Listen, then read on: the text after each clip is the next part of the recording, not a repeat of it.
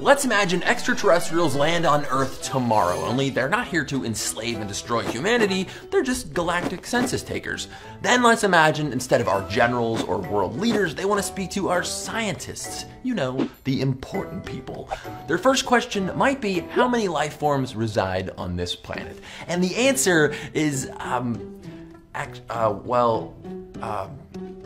we don't know. Hey smart people, Joe here, and as a biologist, this is kind of embarrassing to admit. We don't know how many species there are on Earth. 5 million, 10 million, unless you want to count microbes and extinct species too, then maybe a trillion? This is the answer to one of the most basic questions about life, and those aliens will probably think we're a bunch of galactic dummies. But it's not like we haven't been trying to find the answer. Aristotle, he was big on putting things in order. Aristotle's universe was made of spheres, one set inside another, with Earth and us in the center. And this was basically all wrong. But for almost 2,000 years, this is how most Western science was approached. If you just define and organize all the things, you will understand the secrets of the universe. Enter Linnaeus. He agreed with that old Aristotle approach. If he just found everything on Earth and gave it a name, he'd unlock the secrets of the universe. Linnaeus was a Swede, and naming things turns out to be an old Swedish pastime.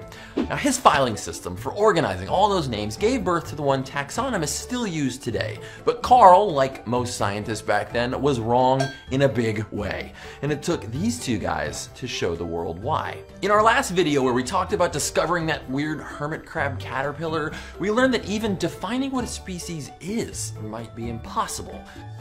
And this is a big reason why. Nature has a pesky habit of changing, like counting sand on a beach on a windy day. It's not only annoying, it's impossible. We identify maybe 18,000 new species every year, and we've counted about 1.5 million living species so far.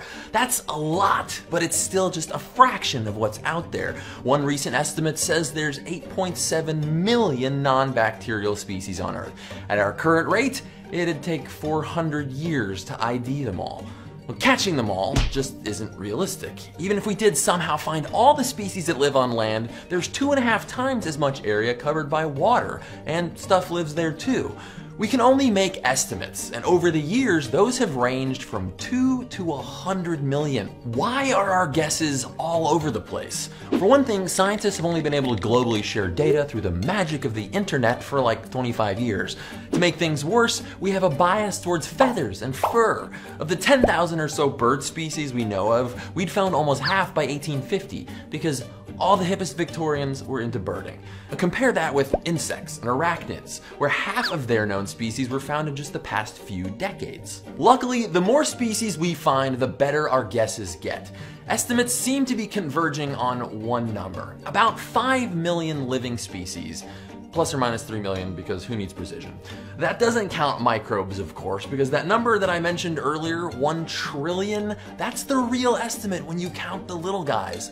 I'm beginning to think maybe we don't run this planet after all. It may sound impossible to identify, name, and describe all 5 million of Earth's species, or whatever the real number is. But consider the Library of Congress holds nearly 8 times as many books, each of them written by a person. If more of us take the time, this is a story we can write. Because you can't read the story of life if you don't have all the pages. You can't understand a system if you don't know all of its parts.